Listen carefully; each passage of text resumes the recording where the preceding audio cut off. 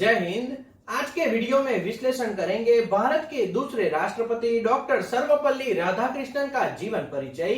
सर्वपल्ली राधाकृष्णन का जन्म 5 सितंबर 1888 के दिन तमिलनाडु के तत्कालीन मद्रास प्रेसिडेंसी में मद्रास जिले के तिरुत्तानी में सर्वपल्ली वीरास्वामी और सीता माँ के घर एक तेलुगु भाषी परिवार में हुआ था, जो अब तमिलनाडु के तिरुवल्लुर जिले में स्थित है। उनका परिवार आंध्र प्रदेश के नेल्लोर जिले के सर्वपल्ली गांव से है। उनके प्रारंभिक वर्ष तिरुत्तानी और तिरुपति में बीते। उनके पिता एक स्थानीय जमींदार की सेवा में एक अधीनस्थ राजस्व अधिकारी थे। उनकी प्राथमिक शिक्षा तिरुत्तानी के केवी हाई स्कूल में हुई। 1896 में वे तिरुपति के government high secondary school Walajapet चले गए। राधाकृष्णन को उनके पूरे शैक्षणिक जीवन में छात्रवृत्ति से सम्मानित किया गया, यानी वह तेजस्वी छात्र थे। उन्होंने अपनी हाई स्कूल की शिक्षा के लिए वेल्लोर के वू हिल्स कॉलेज में प्रवेश लिया। अपने आर्ट्स कॉलेज के पहले वर्ष के बाद उन्होंने 16 वर्ष की उम्र में मद्रास क्रिश्चियन कॉलेज में प्रवेश लिया। उन्होंने 1960 में वहां से स्नातक किया और उसी कॉलेज में मास्टर्स भी पूरा किया। राधाकृष्णन की शादी 16 साल की उम्र में दूर की चचेरी बहन शिव कामू से हुई थी। परंपरा के अनुसार परिवार द्वारा विवाह की व्यवस्था की गई थी। इस दंपति की पद्मावती, रुक्मणी, सुशीला, सुंदरी और शकुंतला नाम की 5 और बेटियां थी। उनका सर्वपल्ली गोपाल नाम का एक बेटा भी था, जिसने एक इतिहासकार के रूप में एक उल्लेखनीय कैरियर बनाया। राधाकृष्णन के परिवार के कई सदस्य, जिनमें उनके पोते और परपोते शामिल हैं, जिन्होंने दुनिया भर में शिक्षा, सार्वजनिक नीति, चिकित्सा, कानून, बैंकिंग व्यवस्था, प्रकाशन और अन्य क्षेत्रों में कैरियर की एक विस्तृत श्रृंखला अपनाई है। 26 नवंबर 1956 को शिव कामू का निधन हो गया। जब उनकी पत्नी का निधन हुआ तब उनकी शादी को करीब 53 साल हो चुके थे। अब हम उनकी शिक्षा के विषय में जानते हैं। अप्रैल 1909 में राधाकृष्णन को मद्रास प्रेसिडेंसी कॉलेज में दर्शन शास्त्र विभाग में नियुक्त किया गया। इसके बाद 1918 में उन्हें मैसूर विश्वविद्यालय द्वारा दर्शन शास्त्र के प्रोफेसर के रूप में चुना गया, जहां उन्होंने महाराजा कॉलेज मैसूर में पढ़ाया। उस समय तक उन्होंने प्रतिष्ठित पत्रकारों जैसे The West Journal of Philosophy और इंटरनेशनल जर्नल ऑफ एथिक्स के कई लेख भी लिखे थे। उन्होंने अपनी पहली पुस्तक the philosophy of Rabindranath Tagore भी पूरी की। उनका मानना था कि रविंद्रनाथ टैगोर का दर्शन भारतीय भावना की वास्तविकता अभिव्यक्ति है। उनकी दूसरी किताब समकालीन दर्शन शास्त्र में धर्म का शासन 1920 में प्रकाशित हुई थी। 1921 में उन्हें कोलकाता विश्वविद्यालय में मानसिक और नैतिक विज्ञान के किंग जॉर्ज बी चेयर पर कब्जा करने के लिए दर्शन शास्त्र के प्रोफेसर के रूप में नियुक्त किया गया। उन्होंने जून 1926 में ब्रिटेन साम्राज्य के विश्वविद्यालयों की कांग्रेस में कोलकाता विश्वविद्यालय का प्रतिनिधित्व किया और सितंबर 1926 में हार्वर्ड विश्वविद्यालय में दर्शन शास्त्र के अंतरराष्ट्रीय कॉलेज अवधि के दौरान एक और महत्वपूर्ण शैक्षणिक घटना आदर्शों पर हिब्बट व्याख्यान देने का निमंत्रण था, जो उन्होंने 1929 में मैनचेस्टर कॉलेज ऑक्सफोर्ड में दिया, जिसे बाद में जीवन के एक आदर्शवादी दृष्टिकोण के रूप में पुस्तक के रूप में लोगों के लिए प्रकाशित किया गया।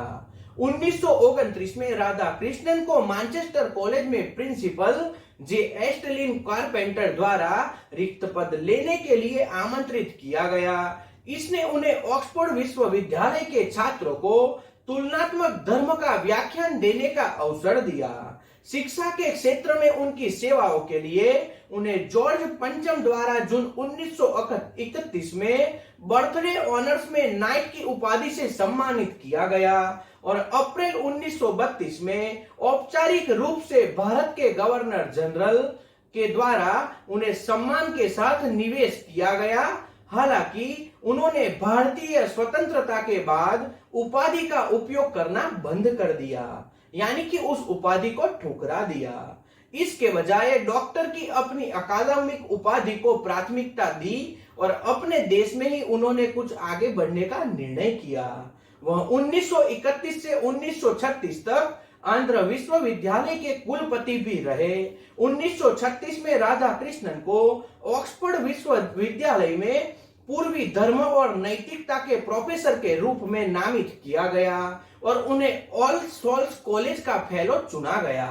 उसी वर्ष 1937 में उन्हें साहित्य के नोबेल पुरस्कार के लिए नामांकित किया गया। हालांकि यह नामांकन प्रक्रिया सभी पुरस्कार विजेताओं की तरह उस समय सार्वजनिक नहीं थी। पुरस्कार के लिए आगे नामांकन 1960 के दशक में लगातार जारी रहेगा। 1939 में पंडित मदन मोहन मालवीय ने उन्हें बनारस हिंदू विश्वविद्यालय के कुलपति के रूप में सफल होने के लिए आमंत्रण दिया। उन्होंने 1948 तक इसके कुलपति के रूप में कार्यभार संभाला। अब हम उनका राजनीतिक कैरियर जानते हैं। राजनीति में वह किस तरह से शामिल हुए। राधाकृष्णन ने अपने सफल शैक्षणिक जीवन के बाद अपने राजनीतिक जीवन की शुरुआत जीवन में बहुत देर से की। उनका अंतरराष्ट्रीय अधिकार उनके राजनीतिक जीवन से पहले था। वह उन दिग्गजों में से एक थे जिन्होंने 1928 में आंध्र महासभा में भाग लिया था, जहां उन्होंने मद्रास प्रेसिडेंसी के सिंडेड डिस्ट्रिक्ट डिवीजन का नाम बदलकर रायलसीमा करने का विचार का समर्थन किया था। 1931 में उन्हें league of Nations committee for intellectual corporation के लिए नामांकित किया गया, जहां पश्चिमी दृष्टि से वे भारतीय विचारों पर मान्यता प्राप्त हिंदू अधिकार और समकालीन समाज में पूर्वी संस्थानों की भूमिका के प्रेरक व्याख्याकार थे।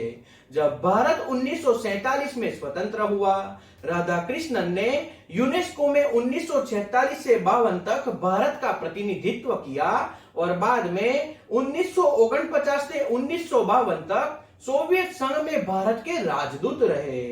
वह भारत की संविधान सभा के लिए चुने गए।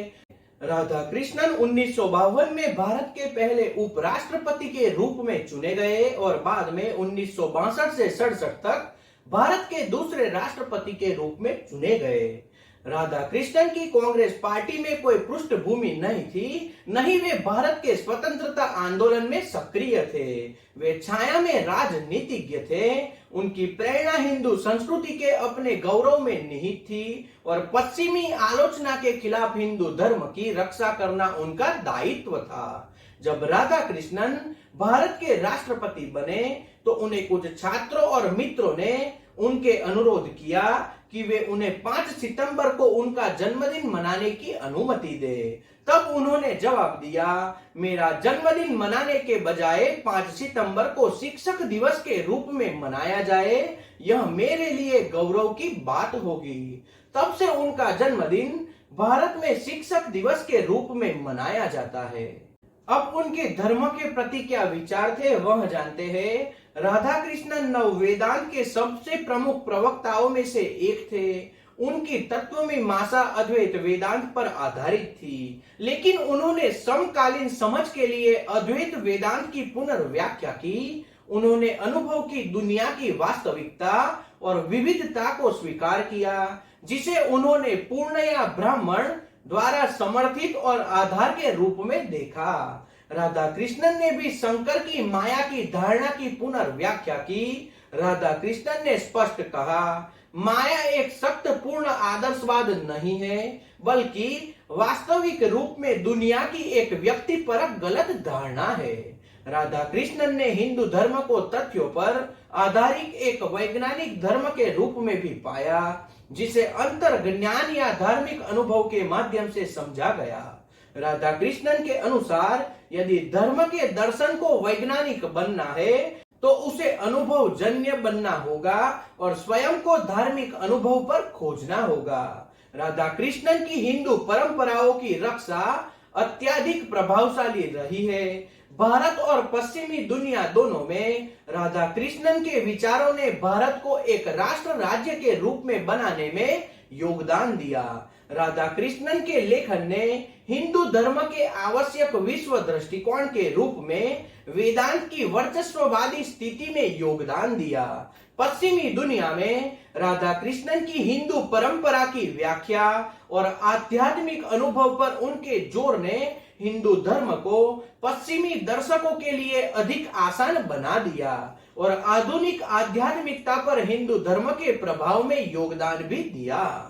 तो इस तरह का व्यक्तित्व जो 17 अप्रैल 1975 के दिन अपने देश से चला गया, लेकिन देशवासियों को बहुत कुछ सिखा गया। प्रत्येक साल शिक्षक दिवस के मौके पर सभी लोग उन्हें याद करते हैं। तो यह था भारत के दूसरे राष्ट्रपति डॉक्टर सर्वपल्ली राधाकृष्णन का जीवन परिचय। तो आज के वीडियो में इतना ही। जय हिंद।